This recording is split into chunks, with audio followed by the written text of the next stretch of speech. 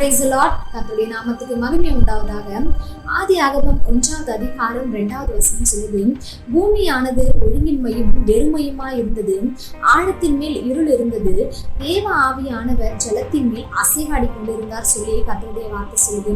தேவன் பூமியை சிருஷ்டிக்கும் போது முதலாவது வெளிச்சம் உண்டாக கடவுது அப்படின்னு சொல்லிட்டு சொல்றாங்க.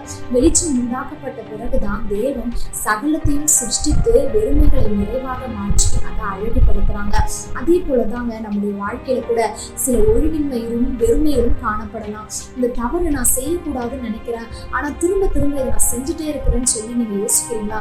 இந்த இடத்துல நம்ம செய்ய வேண்டியது என்னன்னா, நம்முடைய வாழ்க்கையில இருக்கிற இருள் நீங்கி வெளிச்சம் வரணுங்க. அந்த வெளிச்சம் எப்படி வரும் அப்படின்னா, தேவனுடைய வார்த்தையை நம்ம அதிகமாக தியானிக்கும் போதுதான், வாசிக்கும் போதுதான். நம்ம கர்த்தருடைய வார்த்தையை அதிகமாக வாசிக்க வாசிக்க அந்த வார்த்தை நமக்குள்ளாக போய் ஆவியானவர் நம்முடைய வாழ்க்கையில கிரியை செய்ய ஆரம்பிப்பாங்க. ஆவியானவர் கிரியை செய்யும் போது எல்லா ஒழுங்கின்மைகளும் நம்முடைய வாழ்க்கையில இருந்து மாற்றப்படும். நம்முடைய வாழ்க்கையில இருக்கிற வெறுமைகள் எல்லாம் நீங்கி நிறைவாகுங்க. தேவனுக்கு முன்பாக நம்முடைய வாழ்க்கை அழகாக மாற்றப்படும். தேங்க்யூ. God bless you.